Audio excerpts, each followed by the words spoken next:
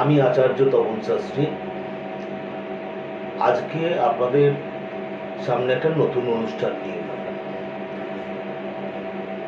এখন এই বৈশাখ মাসে বিয়ের সময় চালু হয়েছে। অনেকেই হয়তো অনেক জাতক জাতিকা এই সময় বিয়ে করার চিন্তা করছেন। কেউ কারোর বিবাহের সংযোগ ঘটছে, অনেক দূর এগোচ্ছেন, অনেক কারণে বিভিন্ন কারণে হয়তো বিয়েতে বাধার সৃষ্টি হচ্ছে, অথবা কারোর বিয়ে ফাইনাল হয়ে যাচ্ছে, যে কোনো কারণে সেই বিয়ে হয় পেছোতে হচ্ছে বা বিয়ে ভেঙে যাচ্ছে। কেন হচ্ছে? এটা কোনো রাশির ক্ষেত্রে আমি বলছি না, সমস্ত রাশির ক্ষেত্রে এই ঘটনাটা অনেকের ক্ষেত্রে ঘটছে। এর কারণ হচ্ছে এখন আমাদের যে ন্যাচারাল জোডিয়াক আছে, এই ন্যাচারাল জোডিয়াকের 12th হাউসে আমাদের শনি বসে আছে এবং বিবাহের কারক গ্রহ দুখানা, একটা হচ্ছে শুক্র আর একটা হচ্ছে বৃহস্পতি।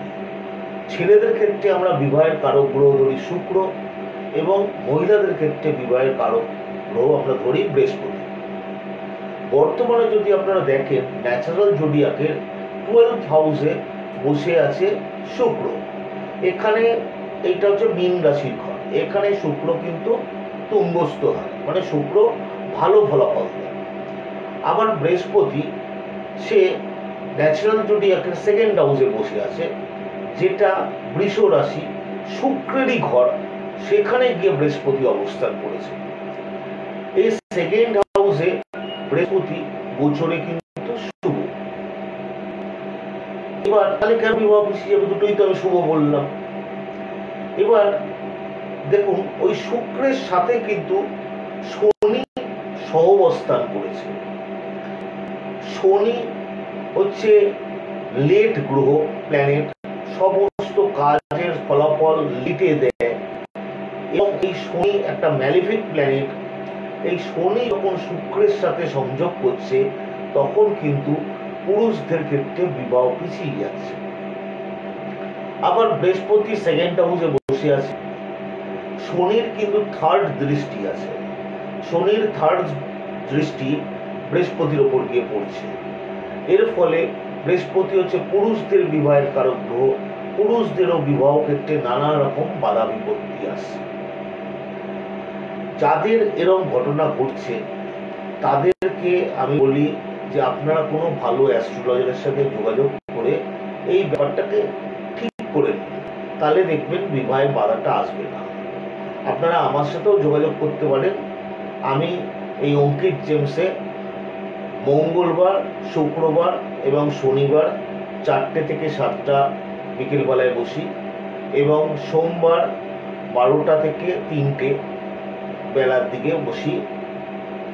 এটা হচ্ছে সাউথ কলকাতায়, আপনি যেটাকে বলা হয় দেশপ্রিয় পার্ক, ওখানে প্রিয়া সিনেমা হল আছে, ঠিক প্রিয়া সিনেমা হলের উল্টো দিকে অঙ্কিত জেমস। এখানে আপনারা বুকিং করে আমাকে দেখাতে পারেন এবং এখানে অন্যান্য ভালো অ্যাস্ট্রোলজাররাও আছে। যাদের ক্ষেত্রে এই ধরনের বিবাহ নিয়ে বিপত্তি হচ্ছে তারা দেখাতে পারেন। আরেকটা কথা বলে দিই, এই যে ঘটনাটা চলছে, এবার রাহু কিন্তু এই সময় মীন রাশিতে বসে আছে। এই রাহু 15ই, যতটুকু সম্ভব 15ই মে চলে আসবে কুম্ভ রাশিতে। এটা ন্যাচারাল জোডিয়াকের 11th হাউস। 11th হাউসে রাহু কিন্তু গোচরে শুভ ফল দেয় এবং রাহুর এটা মূল ত্রিকোণ স্থান, যার ফলে রাহুকে এখানে আমরা শুভ গ্রহ হিসেবে ট্রিট করতে পারি। এখানে বসে রাহু কিন্তু শুভ ফল দেবে এবং এই রাহুর দৃষ্টি যখন শনির ওপর গিয়ে, শুক্রের ওপর গিয়ে পড়বে, তখন কিন্তু যাদের বিবাহ আটকে আছে তাদের বিবাহ খুব তাড়াতাড়ি হয়ে যাবে। যাই হোক, যারা বিবাহ নিয়ে কোনো রকম অসুবিধা ফিল করছেন তারা দেশপ্রিয় পার্কে প্রিয়া সিনেমা হলের উল্টো দিকে অঙ্কিত জেমসে যোগাযোগ করতে পারেন। এখানে অনেক অ্যাস্ট্রোলজার আছে, আমিও এখানে বসি, আপনারা এখানে যোগাযোগ করবেন। নমস্কার।